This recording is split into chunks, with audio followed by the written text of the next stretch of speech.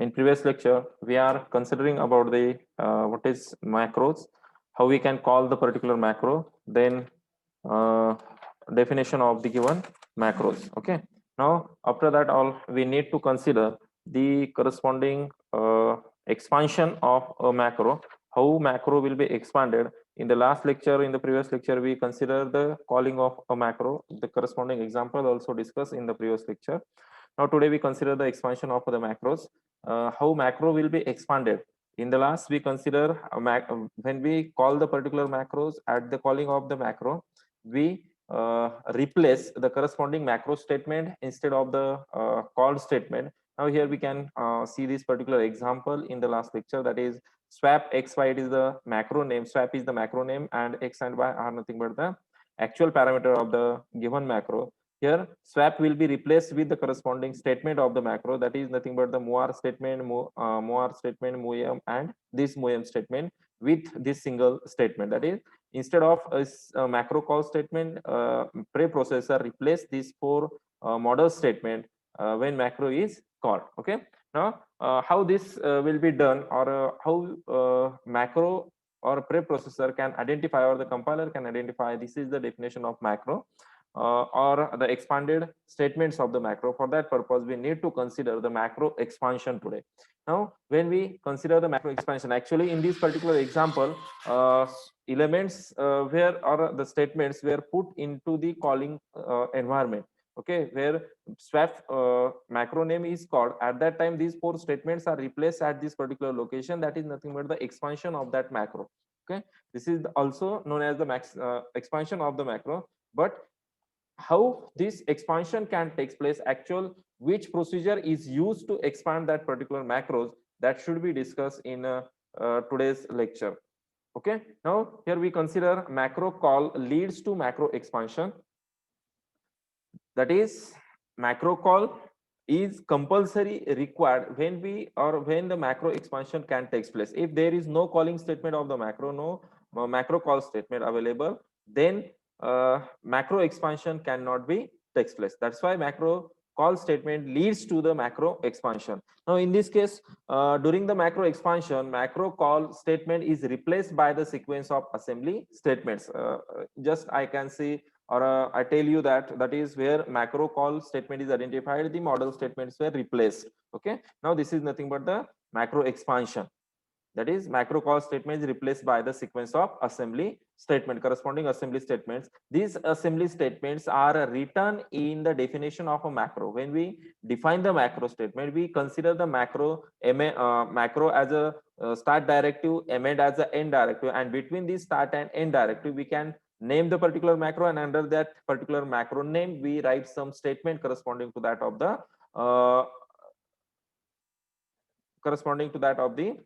representation. Okay.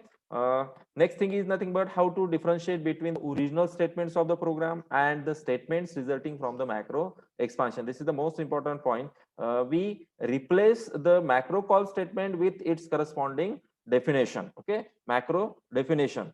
Now in this case, actual statements and expanded statement will be differentiated. Then how this difference will be occurs, or how we can differentiate that particular macro statement, expanded statement, with our original statement. Now in this case, here we can consider one symbol. That symbol is nothing but the plus. Okay, that is, each expanded statement is marked with plus symbol preceding its label field, where we replace the particular statement at the replacement when macro will expanded. When that statement is put at the calling statement, at the same time this plus symbol is added to it. Okay, that means those statements are occurs at the time of expansion, or the expanded statement during the macro call are represented with the help of this particular plus statement. That is where we identify the plus statement, we can say this is the expanded statement of the macro. Okay, now here two key notations concerning the macro expansions are given there. That is the expansion time control flow, and second one is nothing but the lexical substitution. Now using these two methodologies, or using these two particular methods, we can perform the macro expansion. Now when we consider the expansion time control flow, that is, this determines the order in which model statements are visited during the macro expansion. Okay. Macro expand होत असताना त्या model स्टेटमेंटनी कोणत्या ऑर्डरनी त्या ठिकाणी visit केलेले आहे, कोणत्या ऑर्डरनी ते एक्सपांड केले जातील. Now that is nothing but the expansion time control flow. When macro will expanded, order of the model statement will be considered at this time of macro time expansion time control flow. Now next time or next statement is nothing but the lexical substitution. It is used to generate an assembly statement from the model statement. Actually model statements are given in case of the macro format, and when we expand them then it will be represented in the form of assembly language. Now here lexical substitution can handle this particular job. The model statement of the macro will be represented or corresponding assembly statement will be generated with the help of this lexical expansion. We consider these two particular terms to expand the macro. Now next thing is nothing but the type of macro expansion. There are two types of macro expansion can be given in our context. That is, first one is nothing but the lexical expansion, and second thing is nothing but the semantic expansion. Now first of all we need to consider the lexical expansion, how macro will be expanded using the lexical expansion method. Now this method implies the replacement of character string by another character string during the expansion. That is, one character string is replaced by another character string. Now another character string is nothing but our model statement, and one previous one or existing character string is nothing but macro call statement. That means macro call statement is replaced with the help of model statement. That is nothing but a replacement of character string by another character string during the expansion. That is, it is the lexical substitution which generates the assembly statement from the model statement. Now in this lexical expansion, automatic assembly statement will be generated with the help of that model statement, and we can expand that particular macro. Now here model statement consists of ordinary string, then it is written without a substitution.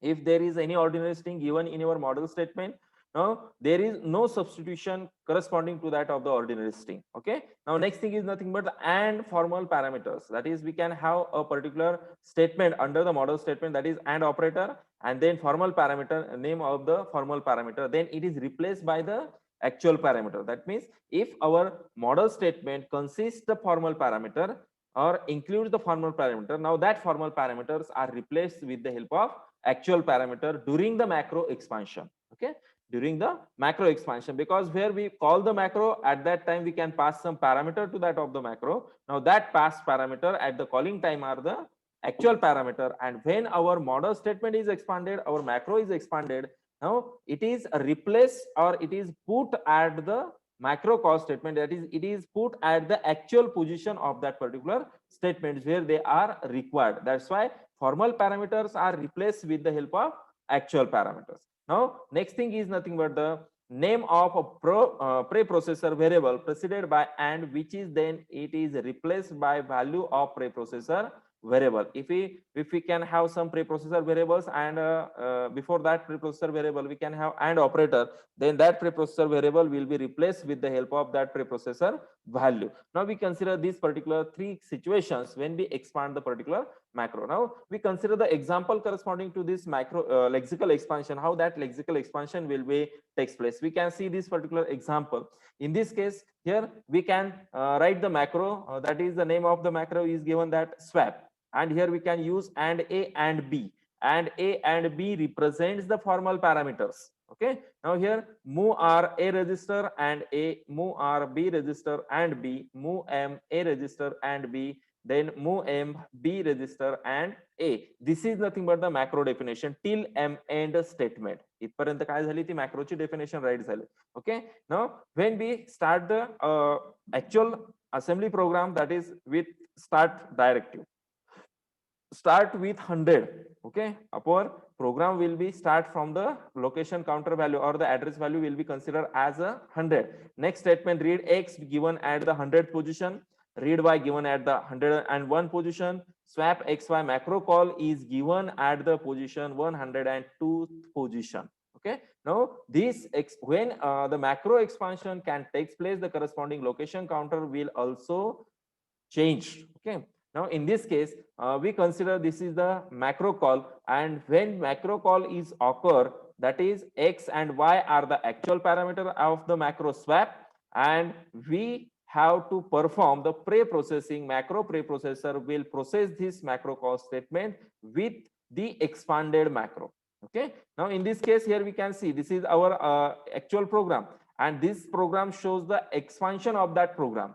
You can see this is start program, that is start 100, read x statement as it is, read y statement as it is. But instead of swap xy, we can replace all the model statement from move r a register and a, move r b register and b, to move m a register b register and a. Now when that statement is replaced, at that time plus sign is preceded to that of the model statement. That means what happened, that is here we can see in the previous statement we can consider if and formal parameter name is given, then actual parameter will be replaced with this particular syntax. Now in this case what happened, that is and a, it is the formal parameter, and b is the formal parameter, and these formal parameters are replaced with x and y as a actual parameter when macro expansion is takes place. That means here move r and that is move r a register as it is. Okay, this is the next our we can see ordinary string. A register we consider here as an ordinary string. There is no need of the substitution corresponding to that of the ordinary string move r and a register, but formal parameter replaced with the actual parameter, that is x. Next thing is nothing but move r b register y. That is here b, here we can see that x will be considered corresponding to a and y will be corresponding to the b. That means we can see our function calling. Okay, function, in case of the function calling, the mapping of one to one will be takes place. That is first parameter copy into the first formal parameter, second actual parameter copy into the second actual formal parameter in the function call. Now same thing can be happen here. The first formal parameter is and a, the corresponding actual parameter is x. Second formal parameter is and b, the corresponding actual parameter is y. So we can replace formal parameter with actual parameter when expansion will be takes place. Now here we can easily identify which are the expanded statement because of this plus sign. That is nothing but the lexical expansion. Okay, now this is nothing but the lexical expansion. We can expand this macro swap with this 4 statement. Now here we can see that our actual statement of the program 1 2 3 4 5 6 7 8 9 and 10, these are, that is the 10 actual statement from the start of 100. But when expansion will takes place, how many statements will be increased? That is 3 statements more. That is we can put one statement with 4 statement. That means we can consider that number of expanded statements or size of the program will increase in case of the macro expansion. That is nothing but the lexical expansion of the macro. Now second thing is nothing but the semantic expansion. What is the semantic expansion? How it will be takes place? Now in this case it is a generation of instruction tailored to the requirement of a specific use. For example, it can determine the order in which model statements are visited during the expansion. It can achieve with the help of preprocessor statements. Okay. Now semantic expansion, that means we can expand the particular macro with the help of a particular meaning of the given model statement. According to the meaning or according to the model statements visited during the expansion, it can achieve with the help of preprocessor statement. That according to that model statements visited where visit corresponding expansion will be takes place. Now in this case preprocessor statement can alter the flow of control during the expansion.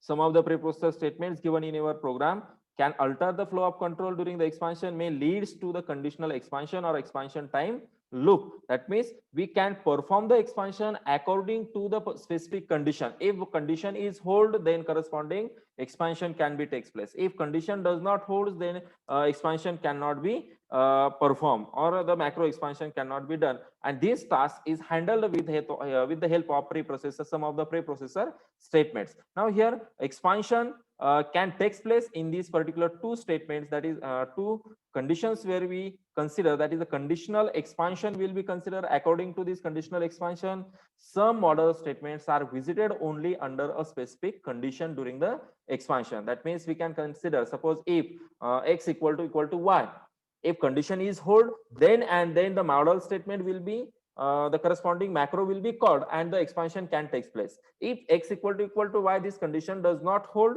the macro will not expanded or the model statement never visited. Now according to this particular condition, this semantic expansion can be takes place. Okay, because under that condition we can write the macro call statement. Okay, now next thing is nothing but the expansion time loop. Now in this expansion time loop, some model statements are repeatedly visited during the expansion.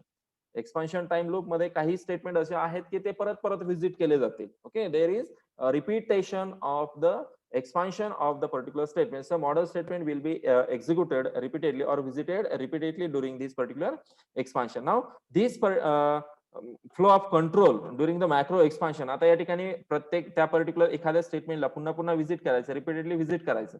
मग हा जो control ट्रान्समिशनचा जो काही path आहे किंवा control ट्रान्समिशनचा जो काही flow आहे तो मेंटेन करण्यासाठी, तो इम्प्लिमेंट करण्यासाठी, now here flow of control during the macro expansion is implemented with macro expansion counter. This data structure will be used to handle that particular expansion. Okay, with control, that is flow of the control of that particular expansion, that is macro expansion counter. This counter will be used to expand or to perform the semantic expansion during that particular macro expansion. Now that is all about the expansion of the macros. When we write the macro and we call the macro, we use these two types of expansion, lexical expansion, and second one is nothing but the semantic expansion. Now semantic expansion is related to that of the conditional expansion.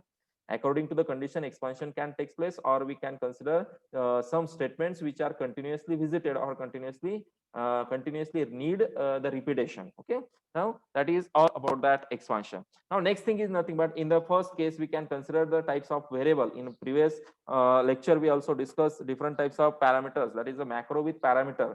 Different types of parameters will be passed to the particular macro. Now we can have different types of parameters, that is the rules for determining the value of formal parameters depends on the kind of parameter, which type of parameter is to be used. According to the formal parameter, value will be calculated. Now here we can need to discuss different types of parameter. Along that we can consider the positional parameter. Second one is nothing but the keyword parameter. Third one is nothing but default specification of the parameter. In another word, we can say the default parameters. Then macro with mixed parameter list. Okay, mixed parameter in the sense that is we can combine macro or we define the macro with positional, some are the keyword parameters and some of the default parameters, and also we can discuss other use of the parameters. Now all these kind of parameter with example, we can discuss all these things, all these types of parameter with examples and corresponding syntax in next lecture. Okay, now today we can stop or we can conclude our session at this particular point. That is next lecture will be start on the types of the parameters and corresponding explanation with examples. Okay, now we can conclude here.